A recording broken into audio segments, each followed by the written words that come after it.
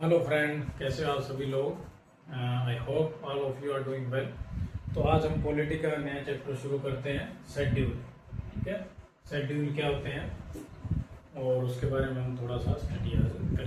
ठीक है, काफ़ी इंपॉर्टेंट टॉपिक है, हर एग्ज़ाम में कोई न कोई क्वेश्चन इससे आ जाता है और वेरी इजी है, मेमोराइज करने पड़ेगा। थोड़ा सा अंडरस्टैंडिंग करके फिर आपको मेमोराइज इसको करना पड़ेगा।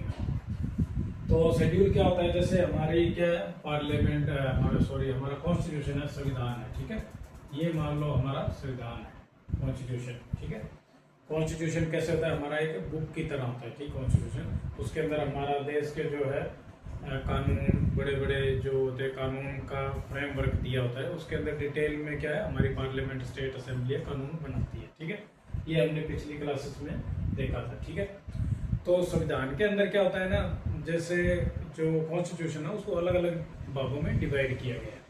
ठीक है, जैसे कोई भी बुक होती है। ठीक है, मैं एक मिनट आपको एग्जांपल देता हूँ। जैसे ये एक बुक है। ठीक है, मान लो ये हमारा संविधान है। ठीक है, तो कोई भी बुक के अंदर क्या दिया रहता है कि एक प्रीफेस होता है, ऐसे देख लिया ना, प्रीफेस है इस बुक के अंदर क्या कुछ है।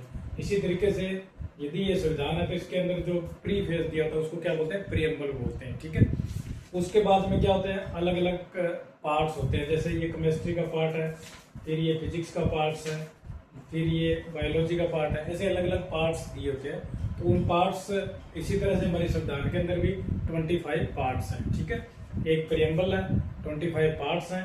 वो पार्ट्स के अंदर में क्या है, ये अलग अलग बीच में चैप्टर दिए हुए ना, ऐसे क्या होता है, आर्टिकल्स हैं हमारे संविधान के अंदर। तो ऐसे 448 आर्टिकल्स हैं। ठीक है, उसके बाद में हर बुक के अंदर पीछे है ना, लास्ट के जो पेजेस होते हैं उनके अंदर कुछ टेबल्स दिए होते हैं, कुछ लिस्ट दी होती है।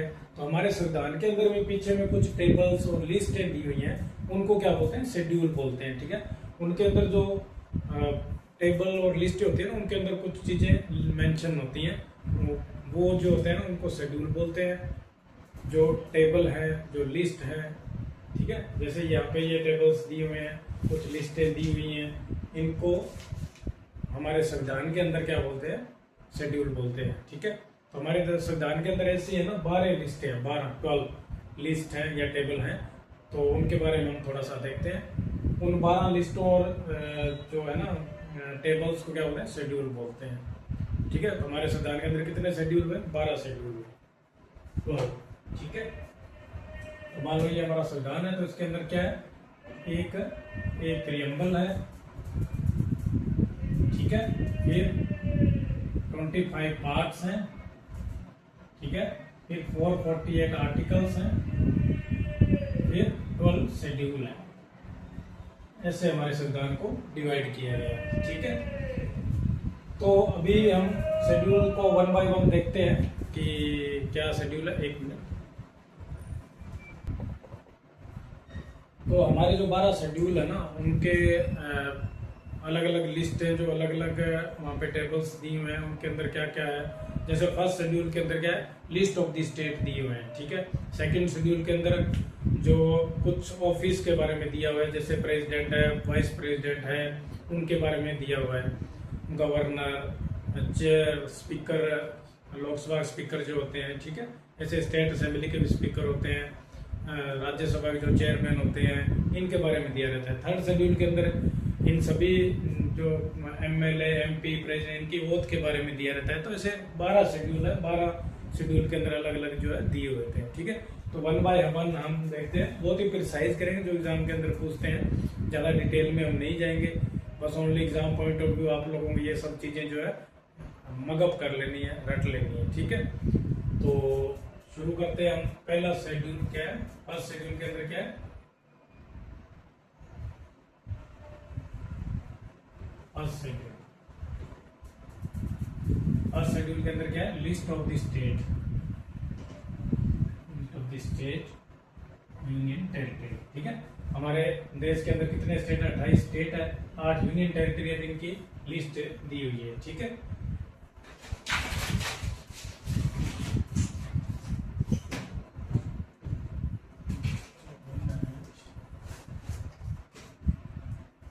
ठीक है, 28 स्टेट और 8 यूनियन टेरिटरी की लिस्ट दी हुई है। सेकंड सेकंड शेड्यूल है।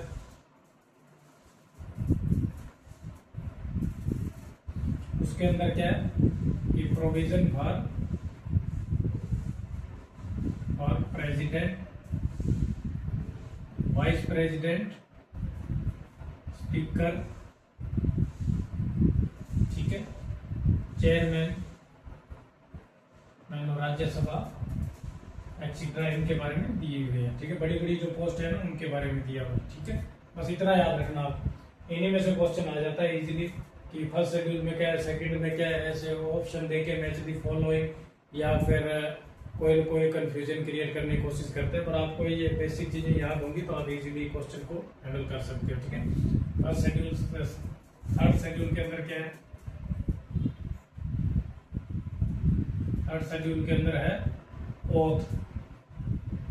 ओथ किसकी, एमपी की, एमएलए की, प्रेसिडेंट की, ठीक है, इनकी ओथ के बारे में दिया हुआ है। ठीक है, बस इतना याद रखना आपको। और शेड्यूल के अंदर क्या है,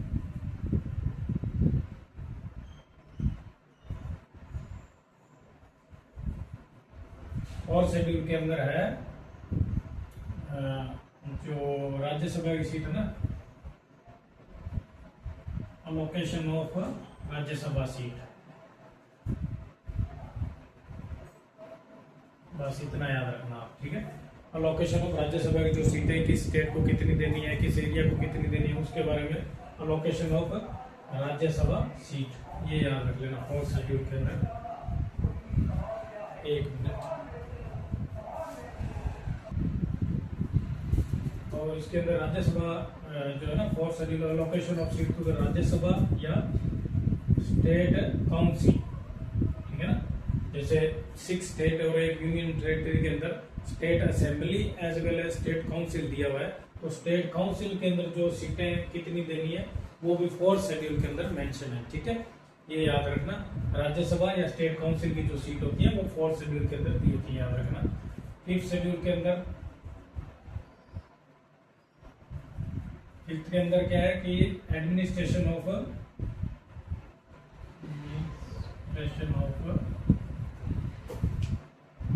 schedule area and tribal area,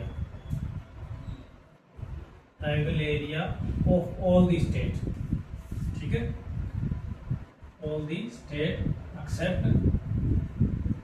4 state, 4 स्टेटों को छोड़ के, और स्टेट कौन से हैं उनको ऐसे 4 स्टेट एटीएम स्क्वायर ऐसे याद रख लेना, 4 स्टेट एटीएम स्क्वायर। ठीक है, एटीएम स्क्वायर का मतलब, ए का मतलब असम, टी का मतलब त्रिपुरा, एम का मतलब मेघालय, और एम का दूसरे एम का मतलब मिजोरम। ठीक है, ये 4 स्टेट। फिफ्थ शेड्यूल के अंदर जो administration of schedule area and tribal area of the all the state except 4 state. 4 state कौन से हैं, असम, त्रिपुरा, मेघालय, मिजोरम। तो ये इनको याद ऐसे करेंगे, एटीएम स्क्वायर, एम का जो है 2 स्क्वायर आ गया, मतलब एम 2 बार है, और एक का मतलब असम, त्रिपुरा, मेघालय, मिजोरम, ये 4 स्टेट है। इनके जो है ना, इनको छोड़ के बाकी सभी का है इसमें फिफ्थ शेड्यूल में दिया रहता है। ठीक है, और ये जो 4 स्टेट है ना, इनका जो एडमिनिस्ट्रेशन ऑफ ट्राइबल एरिया या शेड्यूल एरिया, उसको क्या 6 शेड्यूल में दिया हुआ है। ठीक है, तो हम नेक्स्ट कंटिन्यू करते हैं। 6 शेड्यूल,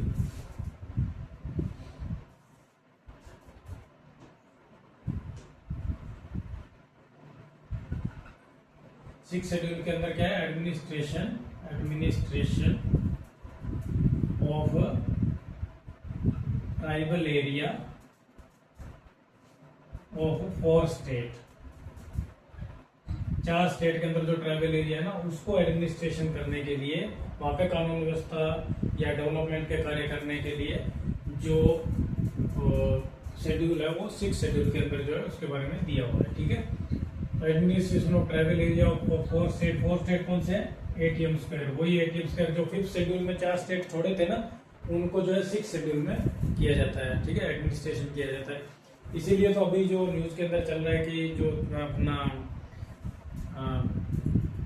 जो जम्मू कश्मीर लद्दाख वाला एरिया, सॉरी लद्दाख के जो है वहाँ पे डिमांड करें हमें 6 शेड्यूल के अंदर ऐड किया जाए। ठीक है, तो ये 6 शेड्यूल के अंदर ऑलरेडी 4 स्टेट है, वो डिमांड करें हमारा भी जो है जो एडमिनिस्ट्रेशन है वो 6 शेड्यूल के अकॉर्डिंग हो, तो हमें 6 शेड्यूल के अंदर ऐड करने के लिए डिमांड चल रही है।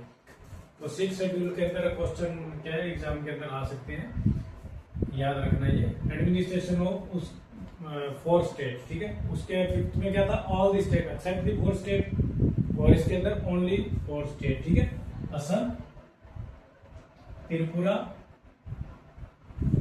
मेघालय, मिजोरम। ठीक है, ये 4 स्टेट है, इनको आप याद रखोगे। ठीक है, उसके बाद 7th शेड्यूल,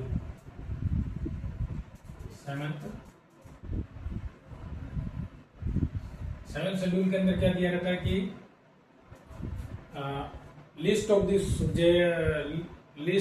सब्जेक्ट दी रहती है। ठीक है, हमारे देश के अंदर क्या है कि 3 प्रकार से एडमिनिस्ट्रेशन होता है, कोई भी कानून बनाते हैं, कुछ जो विषय होते हैं, कुछ सब्जेक्ट होते हैं जिसमें सिर्फ सेंट्रल गवर्नमेंट है कानून बनाती है, कुछ जो सब्जेक्ट होते हैं या कुछ टॉपिक होते हैं जिनके ऊपर स्टेट गवर्नमेंट ओनली कानून बनाती है, कुछ जो सब्जेक्ट होते हैं या विषय होते हैं जिनके ऊपर state as well as centre दोनों कानून बनाते हैं। ठीक है, तो इस तरीके से हमारे क्या अलग अलग सब्जेक्ट की जो है लिस्टें बनाई है, तो इसके अंदर 3 लिस्टें हैं। ठीक है, 7th शेड्यूल के अंदर क्या है, 3 लिस्ट है। ठीक है, 3 लिस्ट, इसको याद कैसे रखो, जैसे 7 या 21, बस ऐसे याद, जिस 7 या 21 से कोई लेना देना नहीं है, वैसे याद है ना 7 या 21, तो मतलब 7th शेड्यूल के अंदर 3 लिस्टें हैं। ठीक है, 7 या 21, 7 या 21 3 लिस्टें हैं। ठीक है, ये कंफ्यूज बहुत करता है 7th और 8th शेड्यूल, इसलिए 7 या 21 मतलब 3 लिस्ट है। ठीक है, तो 3 लिस्ट कौन सी है, एक तो है सेंटर की लिस्ट, सेंटर लिस्ट, उसके बाद कंक्रीट लिस्ट, और उसके बाद स्टेट लिस्ट। ठीक है, तो सेंटर लिस्ट के अंदर कितने सब्जेक्ट है, 100 सब्जेक्ट है, पूरे 100। ठीक है, स्टेट कंक्रीट के अंदर कितने, 52 सब्जेक्ट है, स्टेट के अंदर कितने, 61 सब्जेक्ट है। ठीक है, जब ये कुछ सब्जेक्ट है ना बाद में ऐड किए गए थे, जब संविधान बना था उस टाइम पहले कितने थे, यहाँ पे 97 सब्जेक्ट थे, यहाँ पे कंक्रीट लिस्ट में 47 सब्जेक्ट थे, यहाँ पे 66 सब्जेक्ट थे। ठीक है, तो 5 सब्जेक्ट यहाँ से इधर ऐड कर दिए थे, तो अभी एज ऑफ नाउ इतने हैं, याद रखना। कई बार क्वेश्चन आ जाता है पहले कितने थे, तो ये भी आप इसके साथ में याद रखोगे डाटा। ठीक है, 7th शेड्यूल के अंदर 3 लिस्ट है, इनके जैसे एग्जांपल आप कुछ एग्जांपल भी याद रख लेना, 4 4 5 5 100 के 100 आपको याद नहीं रखने। जैसे सेंट्रल लिस्ट के अंदर क्या है कि डिफेंस से रिलेटेड कोई कानून बनाना है, मिलिट्री से रिलेटेड, तो वो सेंटर की लिस्ट के अंदर है। रेलवे से रिलेटेड कोई कानून बनाना है तो वो है डिफेंस रेलवे। ये फॉरेन अफेयर है। ठीक है, बाहरले देश से कोई करना है कानून करना है, बाहरले देश से कोई समझौता करना है, कुछ एग्रीमेंट करना है, उससे रिलेटेड कोई लॉ बनाना है, तो वो सेंटर के अंदर में आता है। ठीक है, बैंकिंग से रिलेटेड, जैसे आप लोग याद रख लेना सेंटर के अंदर क्या क्या चीजें आती हैं। सेंट्रल गवर्नमेंट जो अपन डेली लाइफ में इधर उधर देते हैं, बैंकिंग जैसे सेंट्रल गवर्नमेंट का है, तो बैंक से रिलेटेड को कानून बनाना है, सेंट्रल गवर्नमेंट बनाएगी। ठीक है, करेंसी किसकी होती है, सेंट्रल गवर्नमेंट की होती है, करेंसी से रिलेटेड को कानून बनाना है। ठीक है, एटॉमिक एनर्जी से रिलेटेड को कानून बनाना है। ठीक है, तो ऐसे बहुत सारे नीचे चलते जाएंगे, 100 सब्जेक्ट हैं जिनके ऊपर ओनली सेंट्रल गवर्नमेंट जो कानून बना सकती है। कॉन्क्रीट लिस्ट के अंदर क्या दोनों state as well as centre जो है कानून बना सकती है। जैसे एजुकेशन है, ठीक है, एजुकेशन के अंदर सेंटर भी बना सकती है, स्टेट भी बना सकती है। और एजुकेशन उसके बाद में 1 मिनट,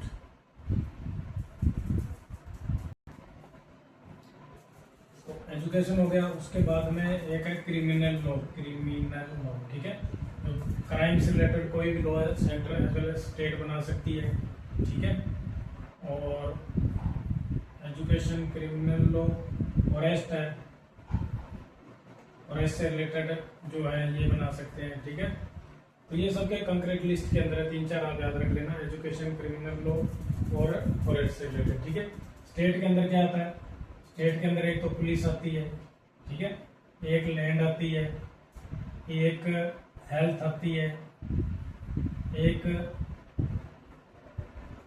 एजुकेशन किधर आ गया, हेल्थ आ गई, पुलिस है, लैंड से रिलेटेड है, हेल्थ से रिलेटेड है और एग्रीकल्चर से रिलेटेड है। एग्रीकल्चर ये एक मेन सब्जेक्ट है। एग्रीकल्चर से रिलेटेड को कानून बनाना है तो स्टेट के अंदर आता है, ठीक है। तो ये कुछ आप एग्जांपल याद रख लेना। बाकी आप डेली लाइफ में कुछ जो है स्टेट के अंदर होते हैं, सेंटर के अंदर, इनमें से मेन में से क्वेश्चन होते हैं। सारी लिस्टें आपको याद करने की जरूरत नहीं है, ठीक है जी।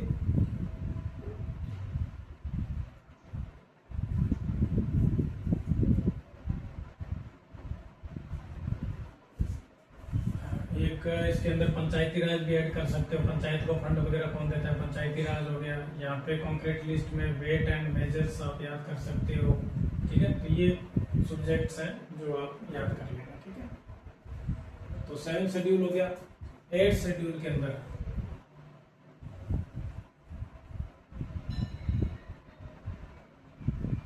8 शेड्यूल के अंदर क्या आता है कि 22 रीजनल लैंग्वेज है, ठीक है। 22 रीजनल लैंग्वेज है, इनकी लिस्ट दी हुई है, ठीक है।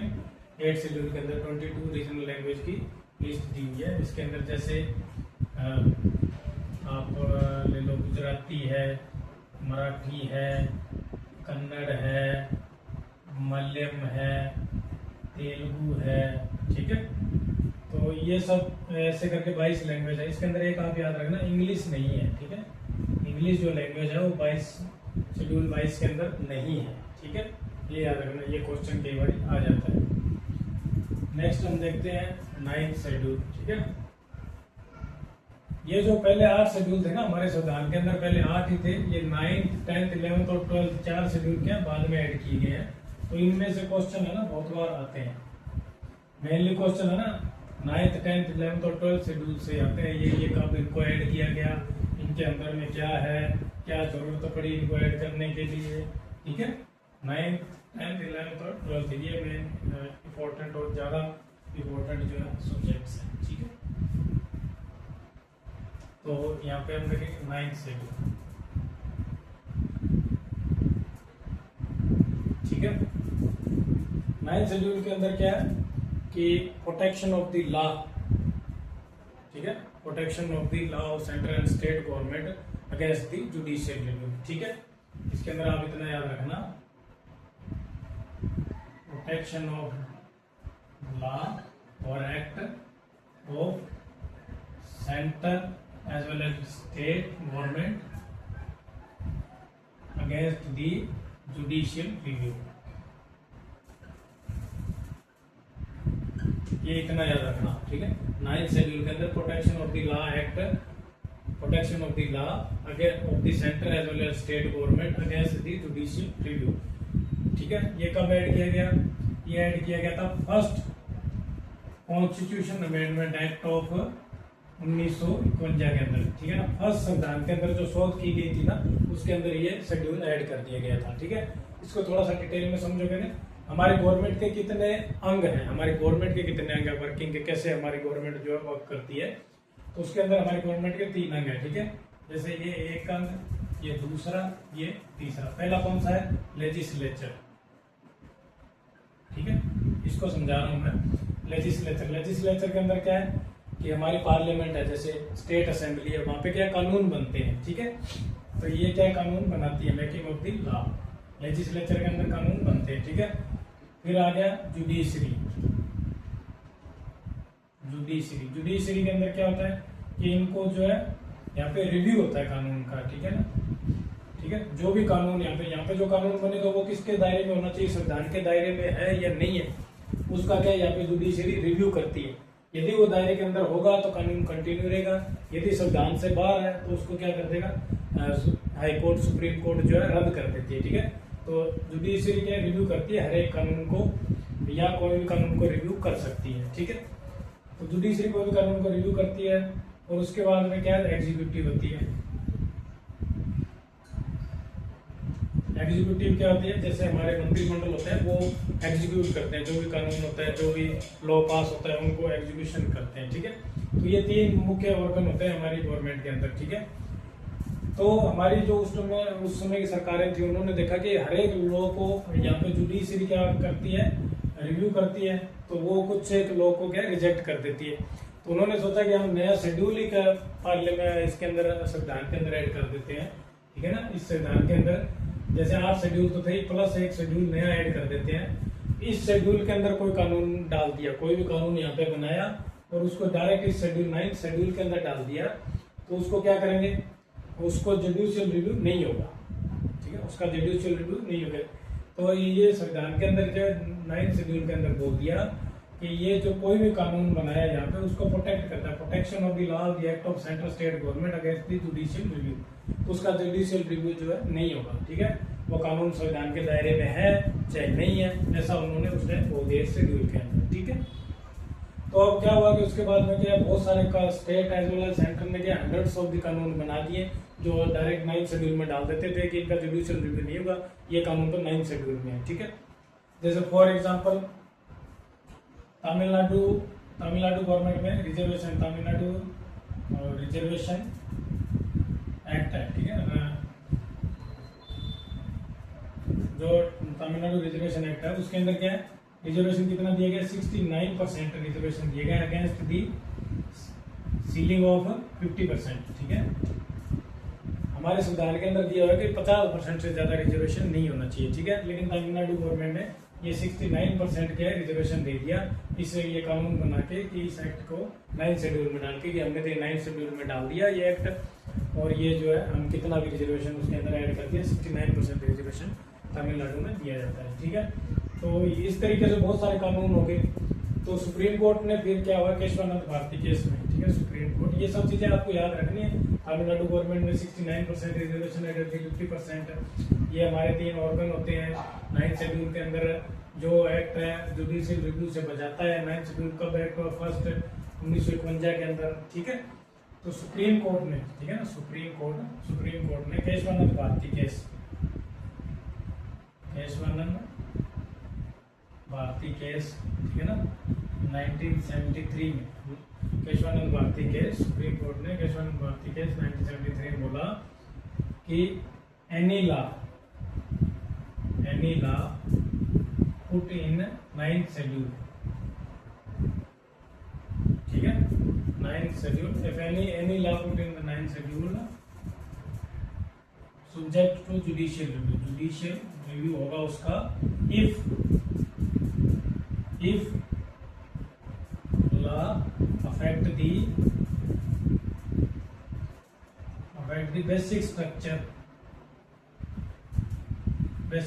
of the constitution, ठीक है। ये लाइन एक आप याद रखोगे। सुप्रीम कोर्ट ने केशवानंद भारती केस में 1973 में बोल दिया कि कोई भी लॉ 9 शेड्यूल के अंदर आपने पुट कर दिया, कोई भी एक्ट 9 शेड्यूल में पुट कर दिया, तो उसका जुडिशियल रिव्यू होगा यदि वो संविधान के बेसिक स्ट्रक्चर को जो है इफेक्ट करे तो, ठीक है। तो ये आपको याद रखना है। इसका मतलब ये कि सुप्रीम कोर्ट, हाई कोर्ट जो है कोई भी लॉ को रिव्यू कर सकती है यदि वो बेसिक स्ट्रक्चर, कोई भी लॉ को रिजेक्ट कर सकती है यदि वो बेसिक स्ट्रक्चर को इफेक्ट करता है हमारे संविधान की, ठीक है। तो ये 9 शेड्यूल है, इसको ये लाइन थोड़ा सा टफ है, ये थोड़ा सा टफ है, इसको मैंने समझाने की कोशिश की, आप याद रखना। 9 शेड्यूल के अंदर protection of the law against the judicial review, ये उस टाइम बोला था, उसको सुप्रीम कोर्ट ने इसके अंदर बोल दिया यदि वो बेसिक स्ट्रक्चर की, हमारे संविधान की बेसिक स्ट्रक्चर को इफेक्ट करेगा तो वो जो कानून है उसको जो गवर्नमेंट जुडिशियरी रिव्यू करेगी और उसको यदि बेसिक स्ट्रक्चर को इफेक्ट करेगा तो उसको रिजेक्ट कर देगी, ठीक है। तो मतलब सुप्रीम कोर्ट जो है रिव्यू कर सकती है कोई भी कानून को 9 शेड्यूल के अंदर डाला है और यदि वो बेसिक स्ट्रक्चर को इफेक्ट करेगा कानून तो उसको रिजेक्ट कर देगी, ठीक है। अब नेक्स्ट शेड्यूल हम देखते हैं।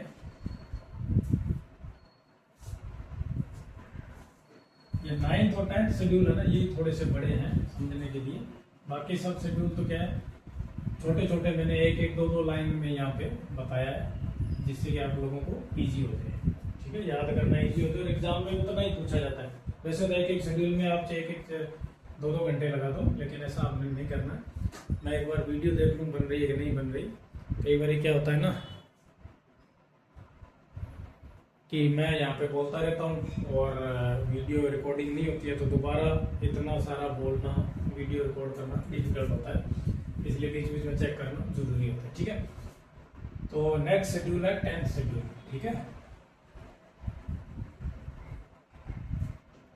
तो 10th शेड्यूल के अंदर क्या है कि anti defection law, anti defection law है। इसके अंदर इतना याद रखना, एंटी डिफेक्शन लॉ कब ऐड किया गया था? 52nd constitution amendment act of 1985, ठीक है, 1985, ठीक है। Anti defection law 52nd constitution amendment act of 1985। इसको ऐसे समझो कि एंटी डिफेक्शन लॉ, ठीक है ना, इसके अंदर क्या होता है कि जो MP MLA होते हैं जो डिफेक्ट करते हैं, ठीक है, डिफेक्ट करते हैं मतलब जो उनकी जो समझ लो जैसे कोई पार्टी से इलेक्शन हुआ, किसी MLA MP मान लो BJP से इलेक्ट हुआ, वो इलेक्ट होने के बाद में वो दूसरी पार्टी में चला गया, तो जो उस हाउस का जो चेयरमैन होगा, स्पीकर होगा या चेयरमैन होगा, वो उसकी सदस्य जो है निरस्त कर सकता है, वहां पे दोबारा इलेक्शन होगा, ठीक है। इसको एंटी डिफेक्शन लॉ बोलते हैं, ठीक है। समझ में आया आप लोगों को? जैसे कोई भी MLA मान लो कांग्रेस से इलेक्ट होके आया और उसने इलेक्ट होने के बाद में दूसरी पार्टी ज्वाइन कर ली, तो दूसरी पार्टी ज्वाइन करने से क्या होगा कि यहाँ के जो स्पीकर या चेयरमैन हेड होते हैं वो क्या करेंगे, उसकी सदस्य जो है निरस्त कर सकते हैं कि आप लोगों को जो इलेक्ट तो वहां से होके आए और आप बाद में जो दूसरी पार्टी ज्वाइन कर रहे हो, इससे क्या होता है उस टाइम क्या सरकारें गिर जाती थी, ठीक है। जैसे टोटल 100 सीट्स हैं, ठीक है, कोई भी स्टेट असेंबली या पार्लियामेंट के अंदर मान लो 100 सीट है, तो एक को 49 सीट आई, एक को 51 सीट आई मान लो, ठीक है, किसी एक पार्टी को, तो ये 51 वाले जो है गवर्नमेंट बना लेंगे। लेकिन यहाँ से 2 MLA या MP इधर आ गए, ठीक है, 2 लोग, तो यहाँ पे क्या हुआ 51 हो गए, यहाँ पे 49 हो गए, तो ये गवर्नमेंट चेंज होगी, ये वाले गवर्नमेंट बनाएंगे। तो ये क्या है 2 MP MLA है ना, ये डिफेक्ट कर गए, ठीक है, तो इनको क्या एंटी डिफेक्शन लॉ के अकॉर्डिंग क्या है, यहाँ का जो स्पीकर होगा, जो असेंबली के स्पीकर या चेयरमैन होता है राज्यसभा के, वो उसको इनकी सदस्यता जो है निरस्त कर देगा और इनकी जो सीट होगी वो वैकेंट हो जाएंगी, वहां पे दोबारा इलेक्शन होगा, ठीक है। तो इसको एंटी डिफेक्शन लॉ बोलते हैं, ठीक है। तो इसका हम देख लेते हैं, आपको समझ में आएगी कि एंटी डिफेक्शन लॉ क्या होते हैं। तो इसका क्या है, ग्राउंड ऑफ डिफेक्शन क्या होते हैं, ग्राउंड ऑफ डिफेक्शन, उसके अंदर फर्स्ट आप याद रखोगे, if any person resign from the party, ठीक है, from where he elected, from whom ticket he is elected, या फ्रॉम, इसको ऐसे इजी याद कर लो आप लोग, if any person resign from the party, ठीक है, कोई पार्टी से रिजाइन कर दिया तो उसको हो सकता है, इतना याद कर लो, ठीक है, जिसकी टिकट पे वो उसने इलेक्शन लड़ा था, उस पार्टी की सदस्यता उसने छोड़ दी, तो वो एंटी डिफेक्शन के कैटेगरी में आ जाएगा, ठीक है। इफ एनी या ऐसे याद कर लो, इफ इंडिपेंडेंट, कोई इंडिपेंडेंट इलेक्ट हुआ, ठीक है, independent elected person join the party, ठीक है। कुछ बार क्या होता है कि कोई बंदा ना बीजेपी से, ना कांग्रेस से, ना कोई और पार्टी से, जस्ट इंडिपेंडेंटली इलेक्ट हो जाता है, इलेक्शन के बाद में यदि वो कोई पार्टी ज्वाइन करता है तो वो भी एंटी डिफेक्शन के अंदर आता है, मतलब वो कोई पार्टी ज्वाइन नहीं कर सकता, वो इंडिपेंडेंट ही रहेगा, ठीक है।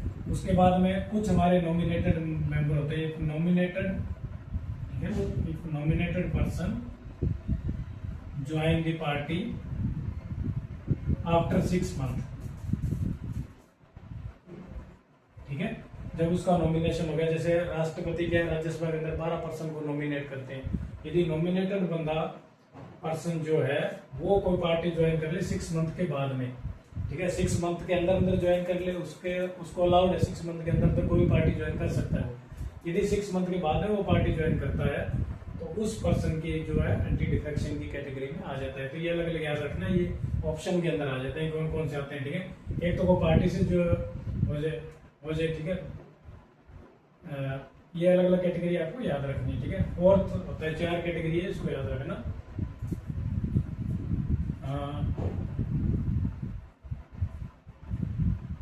एक होता है if member vote against the party whip, ठीक है।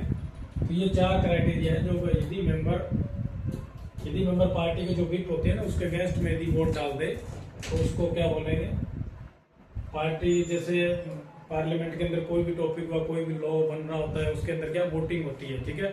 तो कौन कौन उस कानून के समर्थन में है, कौन कौन उस कानून के अगेंस्ट में है, तो मेजोरिटी जब होता है तो वो कानून पास होता है।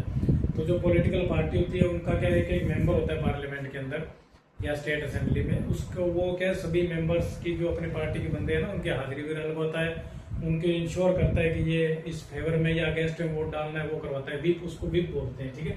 एक पार्टी का मॉनिटर बोल लो, ठीक है।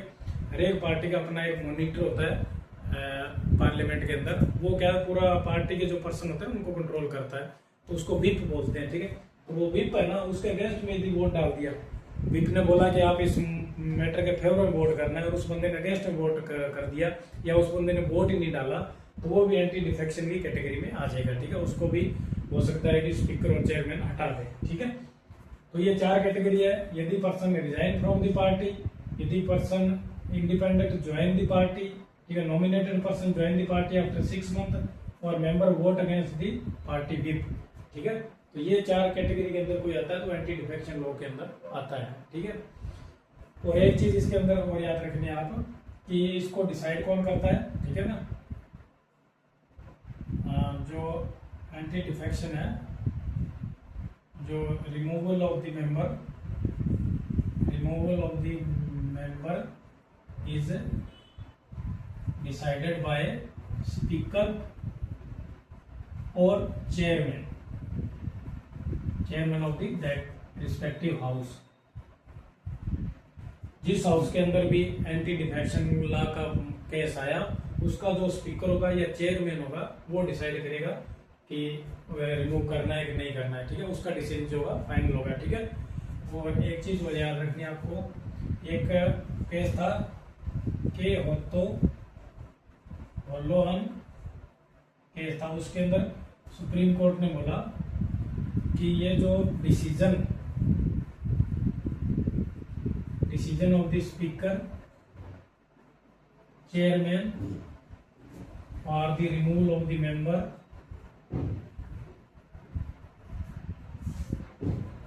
on the basis of defection is subject to judicial review, ठीक है, ठीक है। ये एक आपको याद रखना है। इसके अंदर जो 10th शेड्यूल है ना उसके अंदर ये सारी चीजें आपको याद रखनी है।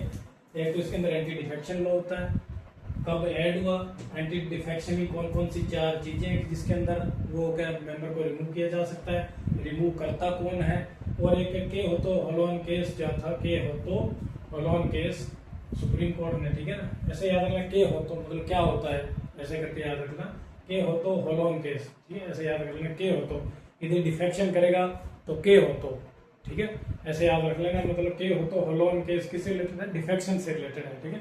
मतलब कोई पर्सन डिफेक्शन करेगा तो क्या होगा, ऐसे करके याद करना। के हो तो होलोन केस में सुप्रीम कोर्ट ने बोला कि जो स्पीकर और चेयरमैन का जो डिसीजन होगा ना रिमूवल करने का मेंबर को एंटी डिफेक्शन लॉ के बेस पे, तो वो जुडिशियल रिव्यू के अंदर होगा कि कोई मेंबर जिसको रिमूव किया वो जुडिशरी में जाके अपनी जो है फरियाद कर सकता है, उसका जुडिशियल जो केस मतलब चलेगा वो कोर्ट जो है फाइनल डिसाइड कर सकती है, ठीक है। तो जुडिशियल रिव्यू होगा कि उसका रिमूवल है जो सही है या नहीं है, इसका मतलब डिसीजन जो है कोर्ट करती है बाद में कि जो स्पीकर चेयरमैन ने यदि उसको एंटी डिफेक्शन लॉ के अंदर रिमूव किया वो सही है या नहीं है, उसका जुडिशियल रिव्यू होता है और जुडिशरी फाइनल डिसाइड करती है यहाँ भी ग्राउंड जो है सही है नहीं है, ठीक है। इसको याद करना, ये 4 चीजें आपको याद करनी है इसके अंदर, इजी है 10th शेड्यूल, ठीक है। नेक्स्ट हम 2 शेड्यूल और देख लेते हैं, 11th शेड्यूल, 12th शेड्यूल, ठीक है, इजी है ये भी।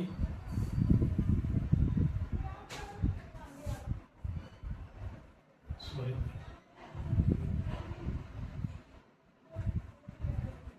11th शेड्यूल, ठीक है। इसके अंदर क्या था, पंचायती राज, इतना याद रख लेना। 11th शेड्यूल में पंचायती राज, ठीक है। और ये कब ऐड किया गया था?